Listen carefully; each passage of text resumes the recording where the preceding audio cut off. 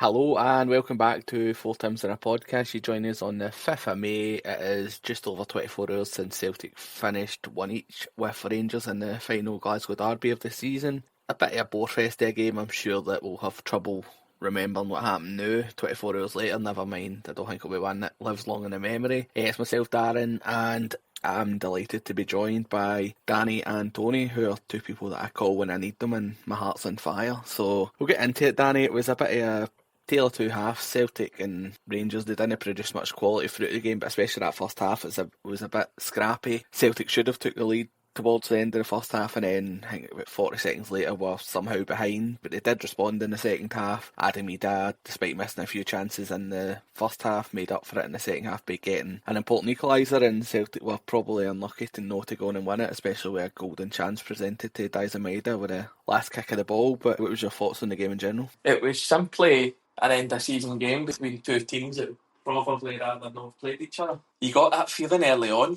I know they came out the traps flying a wee bit, but you can't expect that for them. But just there was no real intensity in the game that had been there in the previous games against them this season. So I think both players let a draw would have suited both teams before kick-off. Both players probably would have taken it. So I think we would have taken that draw considering we lost the last two against them. But once we got by the first 10 minutes, I know they hit the bar early on in that. I thought we were a better team for the rest of the game. I thought most in the first half we were the right pass away for opening them up. Hatate proved at the end of the first half, but that one we were just talking about it with Ida, when he'd Forrest and Maeda and he got it wrong. You're thinking that was a horrific, like that's not even a difficult pass. He's got to get that right. But there was a few like that in the first half, especially when Engels was kind of further forward, and there was a few times where I think there was one where he laid it after Forrest, and Forrest looked up and he had the freedom Ibrox, and he didn't do anything with it. He went to cut inside, and then he ended up running in a circle and passing it back away. And I thought in the first half there was at least 5 or 6 times we had them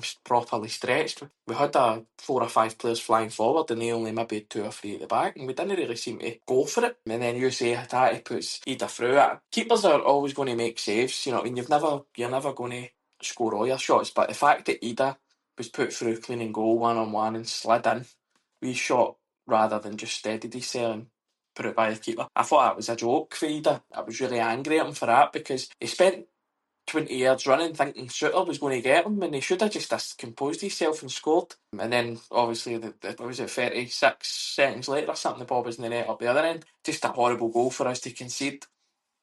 Nobody, Forrest slow to track back.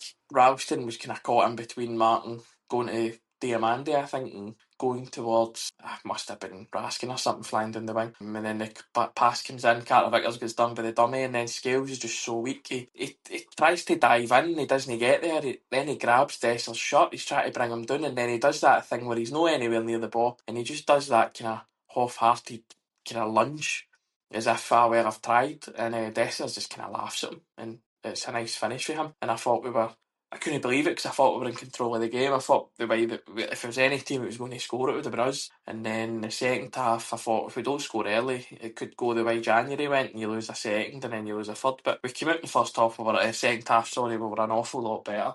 Forrest got more into the game, Ralston was more into the game, and I thought Hatate was probably our best player on the day. I thought he started showing up in the midfield a wee bit more, started pinging the passes about, keeping the ball, and we started stretching again, and we scored, and we got a great goal. Feeder, we deserved it, and I think we were unlucky not to win it, because again though, late in the game, I know the one with Maeda, I think he's just got to squat, he's just got to shoot, and he gets caught. I think he's always shooting, and I think he just loses his balance. You see him kind of stutter just as he approaches the ball, and the keeper, he actually takes it around the keeper and then loses the ball, which is unlucky. But even before that, there were a few where like Yang was down the wing and he had an easy pass and he underhit it. I think Ralston had about 3 or 4, and there were just a few times where a wee bit more quality and we'd opened them up. So I was happy enough for the result. You're 17 clear. You know, it's a day out for the fans. First time they've been to Ibrox now. It was a day out to go and laugh at them. That was that job done. But I was disappointed not to win it in the end, Dan, I must admit. Aye, absolutely. I was pretty disappointed with the first half. I think probably in our group chat, I was probably the most annoyed at how it'd been. You told me to go for a walk with a pram to calm myself down, but I'm glad I didn't, because I thought we did sort of turn it around in the second half. As you say, we're pretty fortunate. I think it's Scales gets blocked off and allows Balogun a free header, which obviously hits the bar. Thankfully that didn't go in. We then have our own one that hits the bar through Carter Vickers, but I thought the game was it was end to end, but it wasn't you weren't massively worried. I think one of the highlights for me yesterday was Phil Sinisalo. I thought he was really good, made quite a few good saves. I know it was a couple of times his distribution maybe let him down, but I thought in terms of his shot stop, I thought he was excellent in that regard, especially even the one that I think it was Cherney who had won the first half and it deflected and he had to tip it over. Like, it's small things, but these were the sort of games that it was the one benefit of Schmeichel getting injured was you were going to get to see what this boy's made of, and so far I don't think he's let us down, and he's obviously stood up to a hostile environment and obviously didn't keep a clean sheet, but the next best thing is coming out with a pretty good performance and good save, so I was happy for him. As I say, Scales, I thought he gave away that chance early on, and then, as you say, I'm not going to exhaust the listeners by going through him again. I think the four of us on here just don't rate him, don't think he should be at Celtic, but I definitely don't think he should be playing these high profile games. I think he's really poor, and we obviously do go behind that. Onida, I've been defending him for weeks and I've been sort of enjoying these wee hot form goal scoring that he's had the last few weeks, but I just says to you both earlier, Danny, yeah, right, he's just, his decision making at times was just terrible yesterday, especially in that first half. Like that one, it's such a simple pass to slide James Forrest in. You sort of argue that he maybe in two minds wants to put Maeda in, but I think Forrest was such the obvious ball and we had a 3-on-2. We really should have exploited it, and fair enough if we'd have put Forrest through and Forrest missed, but it's the fact that the first pass just is so bad and is able to get cut out. And then I think he had another chance that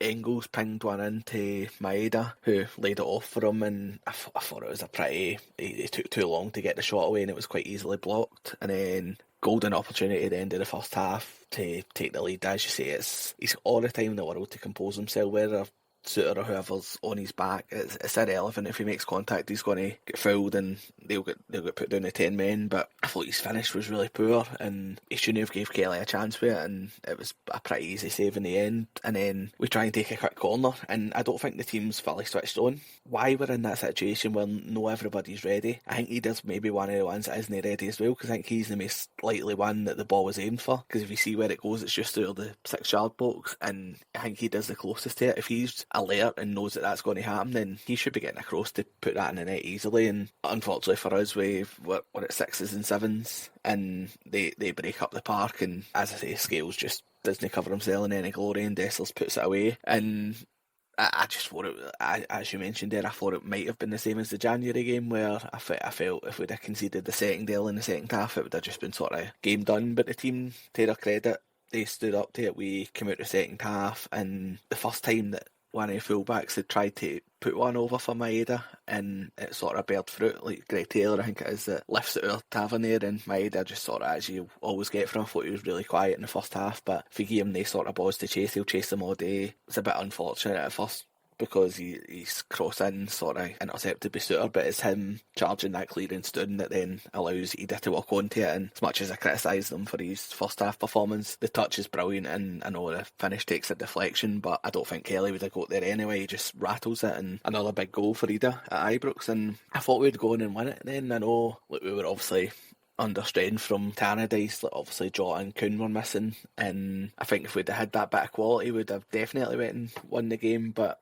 I thought Paulo Bernardo was excellent when he came on. A lot of us have been wondering why he's not been as involved since he's been back from his injury as much as some people would have expected. And I think yesterday he seemed to come on and like a man on a mission. He was just sort of gliding through the midfield and beating players at will. And just after Adam Ida scored, there was another one where I think Taylor fizzed one into the box for Ida, and he decided to take a shot. Like, he's just scored, I'm not going to have a go at him for taking the shot on. He's also full of confidence at that point. But the man Bernardo that I just mentioned is sitting on the edge of the box waiting for it to be laid off to him, and he would have got a clean shot away. And look, there was chances for both teams. As I mentioned, Sinisalo, I thought he was continued to make good saves. The one that they stupidly claimed for a penalty, it was never a penalty in a million years. I thought the initial save he made was really good, and that's sort of been overlooked. I didn't see it get mentioned too much, but they then take a stupid quick throw in, and then Maeda runs onto it, and I really thought that it just seemed so set up that was going to be the way we were going to finish that derby.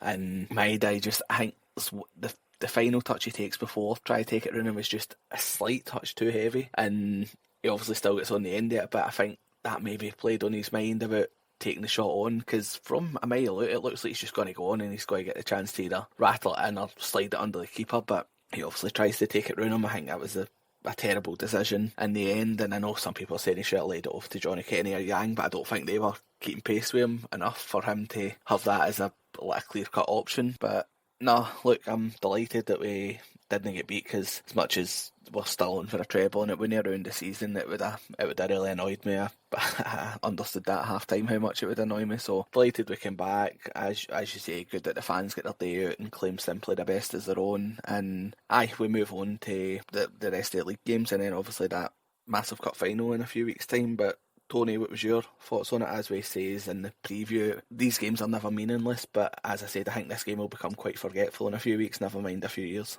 Oh, it was a very forgetful game, I think. Funnily enough, usually we do the predictions in the last pod and then we hit stop recording and we give a more honest one, and me and you both says that we thought there was a good chance it would be a draw. I think I said maybe 2 each, but predicting 4-2. I thought that the players coming out and the Celtic fans just erupting into simply the best was superb. I've watched countless footage of that. I think it's extremely funny. And mysteriously, Rangers fans are saying it's time to change simply the best. What a coincidence. First minute, you can see the set piece and Balogun gets a free header. After the last game, where you concede for a corner, and the game before that conceding for a corner, you're thinking, are we not learning anything here? And it's Liam Scales again who's caught, and Balogun gets away from him really easily. And it's just the last thing you want to see right away. Balogun should score. That should be 1-0 down after, 40 seconds. So for me, that was pretty concerning. I think I'll talk about Liam Scales more as obviously I kind of get through the game and give my thoughts. But I thought after that, it was just a bit sloppy. I thought both teams were sloppy. Some poor passing, some niggly fouls. And I feel as though any time Ralston and Taylor get in a bit of space, I felt as though we kept finding them. They would run right up and then just turn back. I mean, the amount of times I watched Greg Taylor just put the ball back was ridiculous. And it was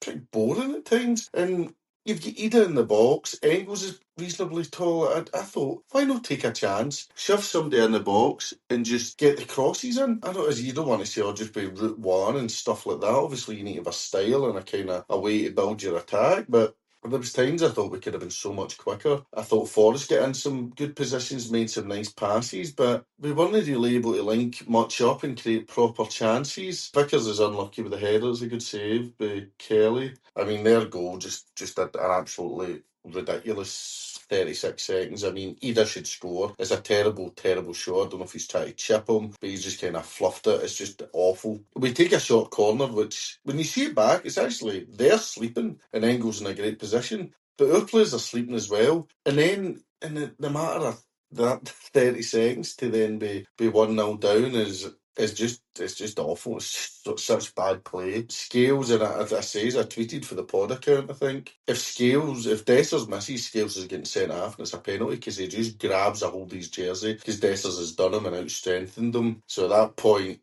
obviously, I'm thinking, well, I think I said in the chat at the time I thought we could still win, just based on, I thought it was an okay first half at Ibrox, but we were actually doing anything spectacular. Second half, Scales, I think he gives a pass away really early on, and I think he just can't play. If he starts like a derby game next season, then our transfer window must have totally bombed. Something's went terribly wrong if Liam Scales starts any derby games or any Champions League games for that matter. I think he gets to him. I think he knows that people think he's a pretty poor player. And I think if you watch as well, whenever he gets the ball, Rangers just sit off. They're quite happy for him to have the ball because there's a good chance he's going to make an ass of it. So he just can't play in derby games. Look, the odd time maybe you can bring him in against, I don't know, St Mirren at home or somebody like that, then maybe that's okay. But I just think he can't be playing in these kind of high stakes matches, because if we're being totally honest, he should have gave away a penalty and cost us the League Cup final. He was awful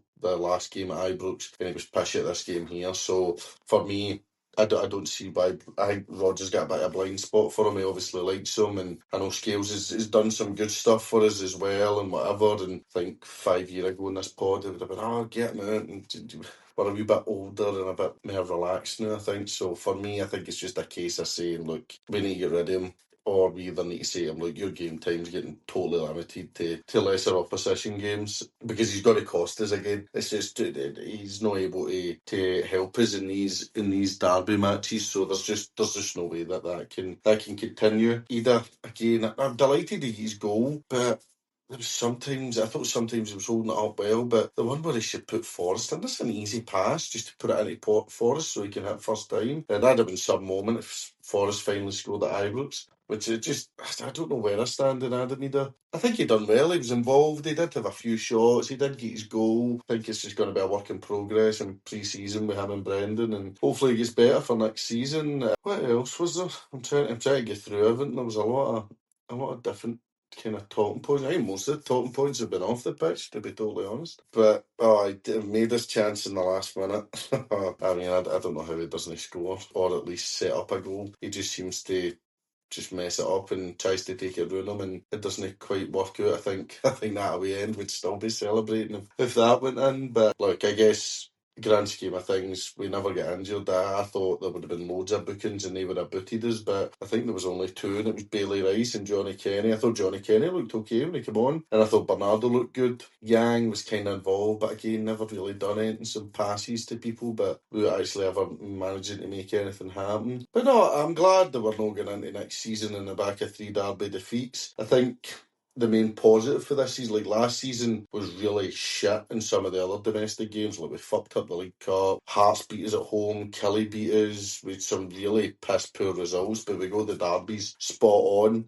This season in the league, we've been pretty average at best in the derbies. The main derby this season's obviously been the League Cup final we won. So I guess you can kind of look at it and go, look, this is a season we've not performed in the derbies, which isn't like us, but we were 17 points clear with 9 points left to play for. We've won the league and we've got a chance to win the Scottish Cup against Aberdeen. So I think we need to learn from it. I think we need to strengthen in the summer, because the first derby next season is going to be at Ibrox, and I think it's a great opportunity to go there and try and lay down a marker early doors. But we need better players. We can't be going to Ibrox with Greg Taylor and Ralston and Scales starting. And don't get me wrong, they've all done a ton for Celtic, but it's not really about that. It's about having quality players. I think the midfield needs something else as well. I don't think we're strong enough. Don't think we have any good tackles in the midfield. I thought Hattati was good. I thought he was able to get the ball under control at times in tight spots and spray a pass. Engels, I don't really know where I stand with him. I'll put him the same as Ida, whereby a good pre-season with Brendan might help him. McGregor I thought was so. I didn't think he was anything spectacular, if I'm honest. In the end, at half time, I said to the guy I was watching the game, if we could get out of this with one each, I'd be delighted. And we did. So it's a case of the next 3 games are proper dead rubbers, and then we just need to make sure we can get everybody back for the final and give yourself a chance at the treble. Definitely, and that'll just stay us on the derby games for the season. Obviously, as you say, 2 wins apiece and 1 draw. Obviously, I think you could argue Celtic won the important ones. They won at the start of the season, sort of set the tone, and then the League Cup final. But obviously, good to know lose another one. 3 in a row would have been quite worrying. But as Tony said, it's important that we get players back for the Cup final now. Danny, I'll come at you. We'll move on from Ibrox. One of the disappointing pieces of news we got last week in Rogers' press conference was the news that Jota is going to be out for 6 to 9 months. How big a blow is that going to be, not just for Celtic, but for the player himself, who is obviously trying to work himself back to fitness? It's obviously going to be a tough time for him. I know he posted an Instagram post today sort of saying that he's looking at the positives and going to rest up and heal and then be back stronger. Disappointing for both him and the supporters that will miss out on him until probably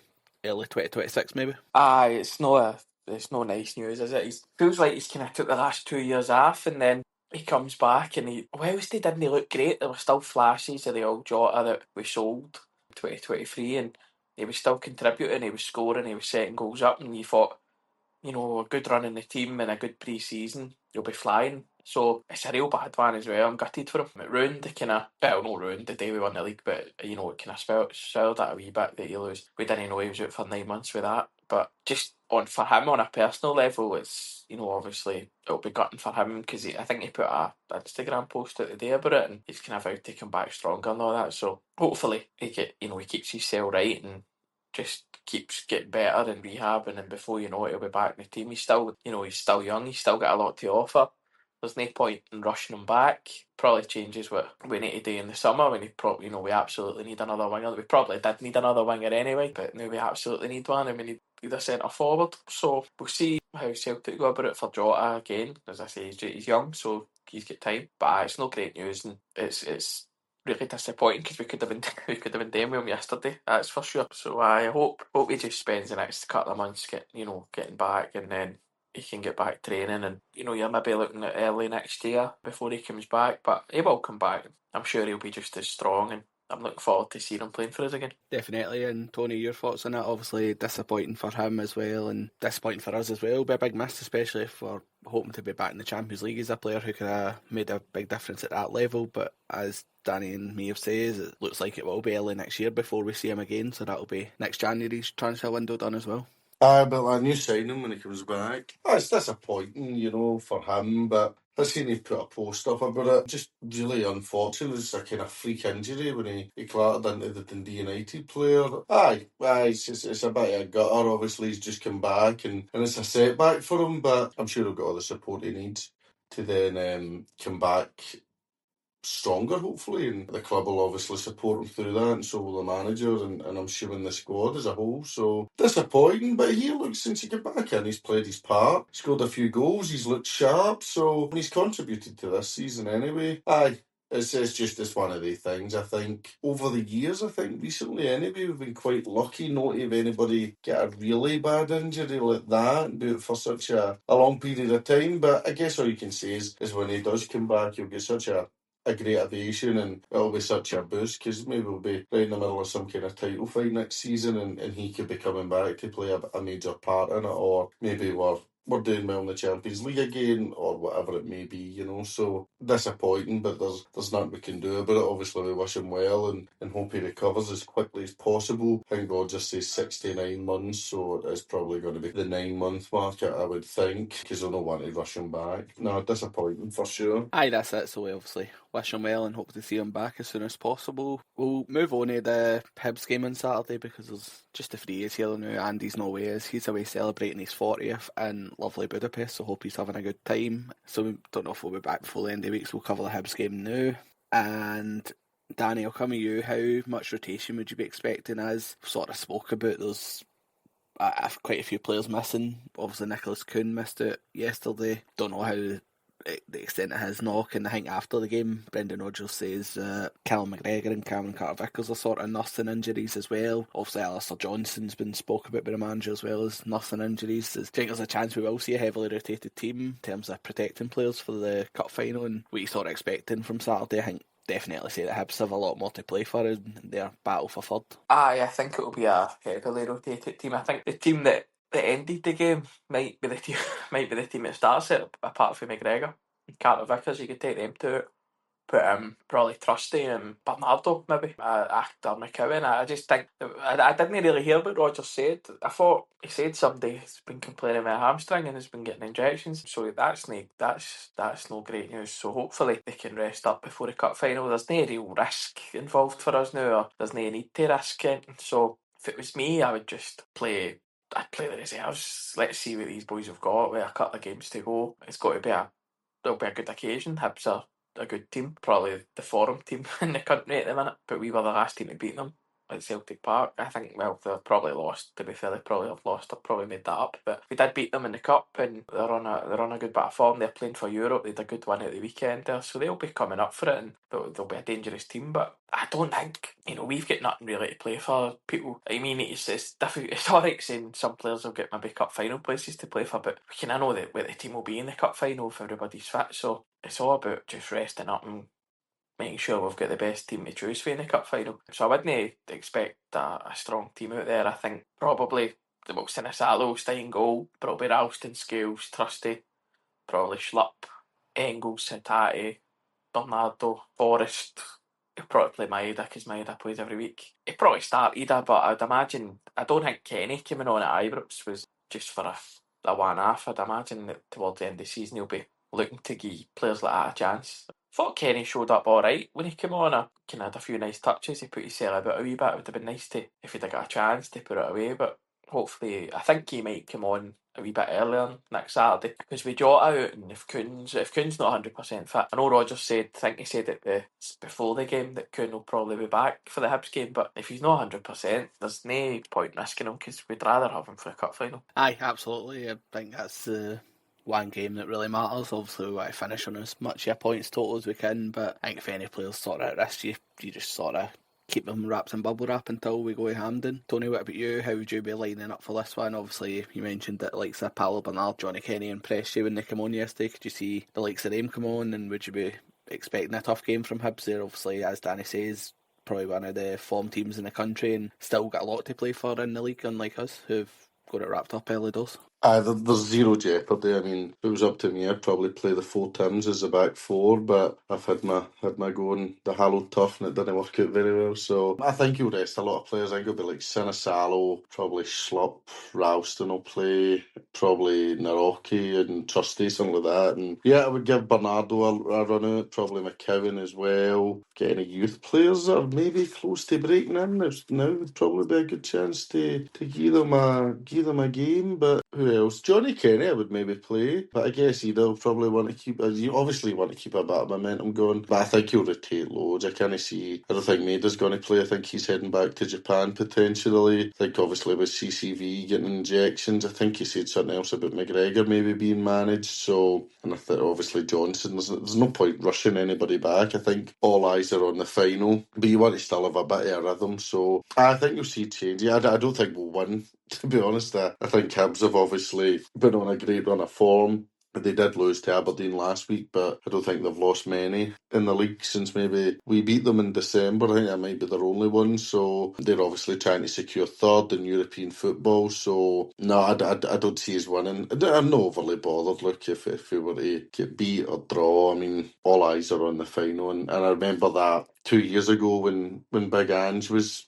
going for the treble. I think Hibs beat us, Rangers beat us. I think there was a draw in there somewhere as well. We just we phoned it in, and then we weren't great in the final, to be fair, but we got the job done. Obviously Aberdeen will be a sterner test than Inverness were back then, but no, I think it's an opportunity. Obviously Forrest I think will play, and the aim will be to try and get a penalty and give it to him. I think in the next 3 games I'm just going to back Forrest to score any time, because I feel as though eventually he will score or we will get a penalty, and hopefully he doesn't take it and miss it, but I think Forrest is going to get his goal. So, but I can't say I'm that arsed. I'll watch the game obviously, but I think, look, for me it's all about kind of next Saturday when we lift the title. I'm really looking forward to getting over for that, and then over for the final as well, which is such a huge game to win a 9th treble and a 6th treble in 8 years, so fingers crossed. I agree with what you says. I think there will be 4 or 5 changes, like the Schlupp, and I think it would be Trusty to come in if he does change just to one centre half. But I wouldn't be against both getting changed. And then Bernardo, for me, as I say, I've been a big fan of Bernardo for a long time, so I'd be happy to see him in. And then